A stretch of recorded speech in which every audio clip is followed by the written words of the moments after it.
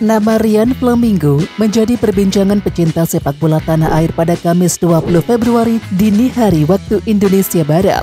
Sebab pemain yang disebut media Belanda Football Premier berpeluang membela timnas Indonesia ini tampil impresif saat sang klub PSV Eindhoven menjamu Juventus di leg kedua playoff 16 besar Liga Champions 2024-25. Menurut data yang dikeluarkan oleh WhoScored, bek berusia 22 tahun tersebut mencatatkan nilai tertinggi yakni 8,9.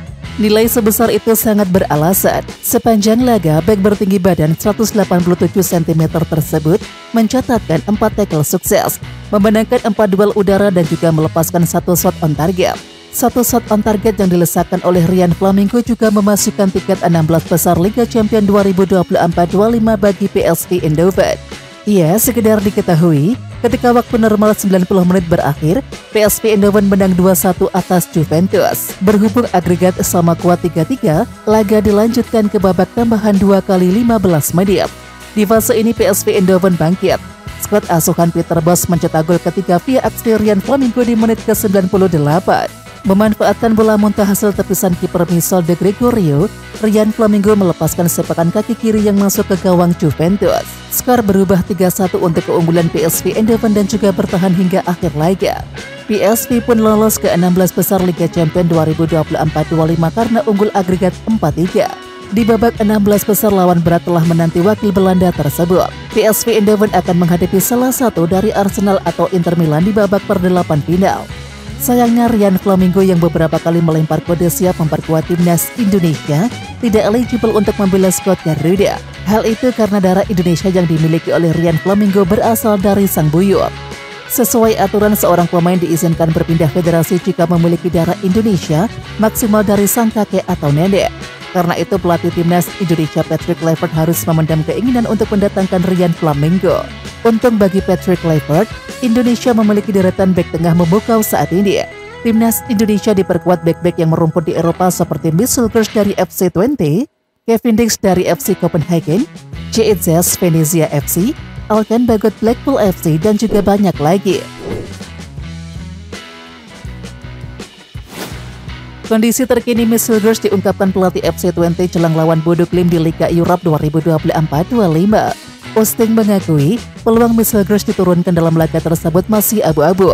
FC Twente akan berhadapan dengan Bodo Glimt di laga leg kedua playoff 16 besar Liga Europe 2024-25. Pertandingan itu akan digelar di Amsmira Stadium Bodo, Norwegia pada Jumat 21 Februari 2025 pukul 00.45 waktu Indonesia Barat. Laga melawan Bodo Glimt sangatlah krusial, mengingat FC Twente bisa mengunci tiket menuju babak 16 besar. Dan saat ini The Tuckers atau julukan FC Twente sedang unggul dengan agregat 2-1. Namun demikian, Osting kemungkinan kehilangan beberapa pilar penting di laga tersebut. Pelatih berusia 53 tahun tersebut melakukan Ricky van Wolfswinkel dan juga Michel Gers bermain kontra Bodo Glimt. Van Wolfswinkel yang bermain penuh di leg 1 melawan Bodo Glimt tak dimainkan dalam kemenangan atas RKC Waalwijk, yakni pada Minggu 16 Februari 2025. Kondisi serupa juga dialami oleh Michel Gers. Osting mengungkapkan masih ragu untuk memainkan Michel Gers karena baru saja pulih dari cedera panjang. Pelatih asal Belanda itu menyatakan kondisi Michel Gers masih harus dipantau oleh tim medis. Gers baru saja pulih dari cedera jangka panjang. Anda harus melihat pertandingan mana yang bisa dimainkannya, kata Osting sumber Twente Insight Kamis 20 Februari 2025. 2 pertandingan seminggu secara langsung sudah terlalu banyak. Kami juga membicarakannya dengan staf medis, tambahnya. Ya, sebelumnya Michel Gers memang sempat absen cukup lama karena cedera hamstring, yakni pada awal November 2024. Namun dalam laga leg pertama playoff 16 besar kontra Bodo Glimt, dia bermain penuh. Duet bek timnas Indonesia itu bersama Gustav Lagerbielke menuai banyak pujian karena sukses menjaga pertahanan FC Twente tetap solid. Tentu diharapkan Michel Gers dapat segera pulih sepenuhnya agar bisa bermain di leg kedua.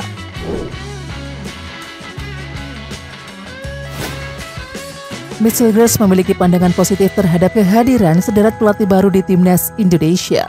Gers menyebutkan antusias kedatangan Patrick Kluivert, Dani Lanzat, dan juga Alex Pastoor yang pada awal tahun lalu ditunjuk sebagai pelatih dan juga asisten pelatih timnas Indonesia. Bek 23 tahun tersebut sudah bertemu dengan Patrick Kluivert CS dan terkesan atas keberadaan sosok-sosok tersebut di kursi pelatih skuad Merah Putih. Ya, kami sudah makan malam bersama mereka. Ya, mereka adalah pelatih-pelatih yang bagus. Mereka memberikan kesan pertama yang bagus, ucap Hilgers.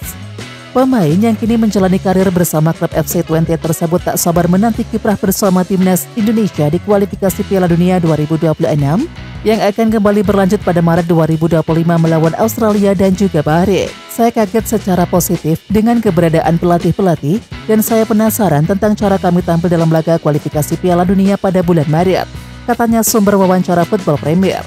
Di samping itu, Hilgers sejauh ini telah bermain 2 kali untuk timnas Indonesia. Caps pertama dilakoni saat timnas Indonesia menahan imbang Bahrain pada 10 Oktober.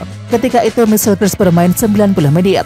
Sedangkan laga kedua Hilgers bersama timnas Indonesia terjadi ketika skuad Garuda kalah 1-2 dari China. Setelah itu Hilgers tidak masuk dalam skuad melawan Jepang dan juga Arab Saudi. Di sisi lain, timnas Indonesia akan menghadapi Australia di negeri Kanguru pada tanggal 20 Maret. Berselang 5 hari kemudian, giliran timnas Indonesia menjamu Bahrain. FC Copenhagen dan juga Kevin Dix akan bertandang ke markas Heidenheim pada leg kedua playoff 16 besar Conference League 2024-25. Berikut jadwal Heidenheim versus Copenhagen. Pertandingan ini bakal menentukan nasib Kevin Dix dan juga kawan-kawan, sebab FC Copenhagen harus membalikkan keadaan usai kalah 1-2 di leg pertama.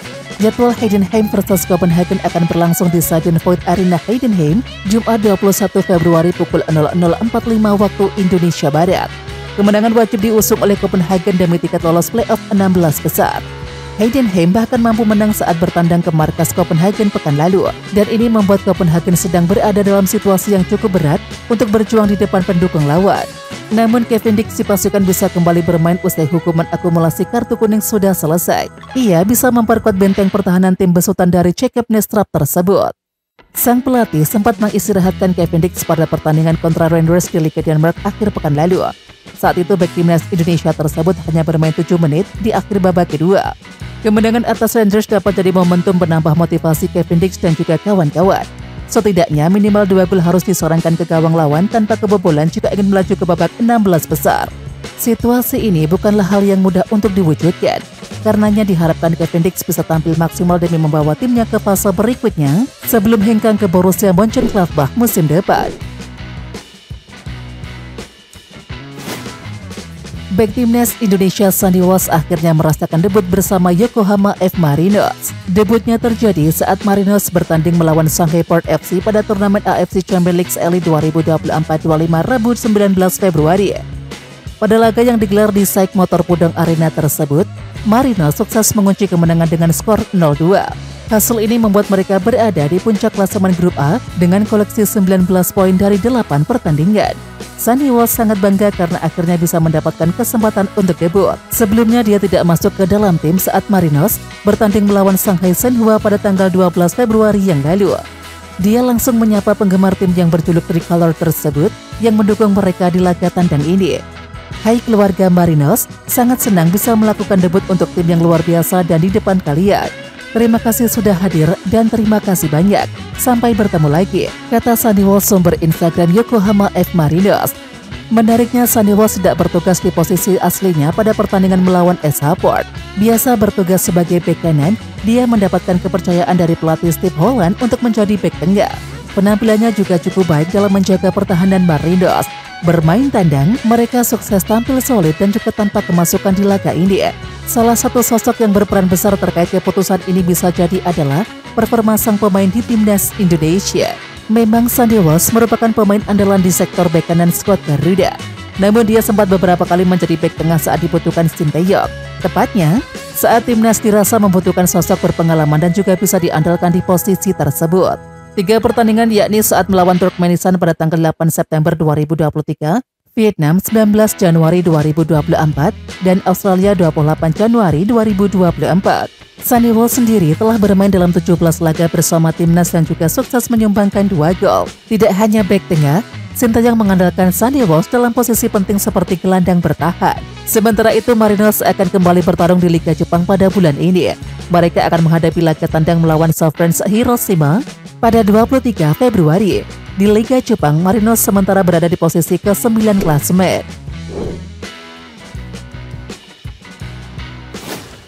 Asisten pelatih timnas Indonesia Dani Lanzat berbicara soal naturalisasi Chairo Ridderwold kepada salah satu media Belanda. Ambisi Indonesia untuk masuk Piala Dunia 2026 mendapatkan perhatian Football Premier. Rencana mendatangkan pemain naturalisasi baru menjadi pertanyaan yang diajukan kepada Lanza.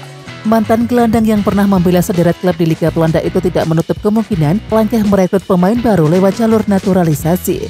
Ya, itu saya perhatikan beberapa hari terakhir. Kami memiliki kontrak satu sama lain. Ya, itu pasti ada, dan semuanya tentu dengan tujuan untuk mencapai Piala Dunia dan membuat tim sekuat mungkin dan kemudian bisa memainkan pertandingan itu, kata Lanza dalam wawancara sumber media sosial Football Premier. Ya, nama Chairo Ridderwold pun dijadikan objek pertanyaan. Hal itu tidak mengherankan karena pemain yang bermain di Royal Antwerp tersebut sudah sejak beberapa waktu belakangan gencar dinyatakan bakal berganti paspor. Ya, kalau terserah kami pasti Ridderwold boleh masuk dalam daftar pemain yang akan didatangkan, kata Lanza. Ya, Lanza pun menyatakan alasan kelayakan Ridderwold dipertimbangkan sebagai salah satu calon pemain naturalisasi. Dia tentu saja diterima, tapi seperti yang saya bilang, kami mau tim ini bagus, khususnya para pemain yang sejauh ini sudah tampil baik.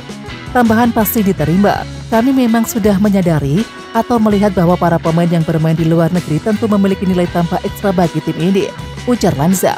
Sementara itu, pemain terakhir yang dinaturalisasi Indonesia untuk level senior adalah Ole Romedi. Pemain Oxford United tersebut disumpah menjadi warga negara Indonesia pada 11 Januari 2025, berbarengan dengan dua pemain untuk kepentingan U20 yakni Tim Kuipers dan juga Dion Moore. Oke Timnas Lovers, siapa kita? Kita Indonesia. Ayo kita dukung terus sepak bola tanah air Indonesia. Jangan lupa dukung terus Garuda Raya Channel dengan subscribe, like, dan komen karena saran dan kritik kalian sangat bermanfaat untuk perkembangan channel ini. Tungguin video selanjutnya dari Garuda Raya Channel. Salam olahraga.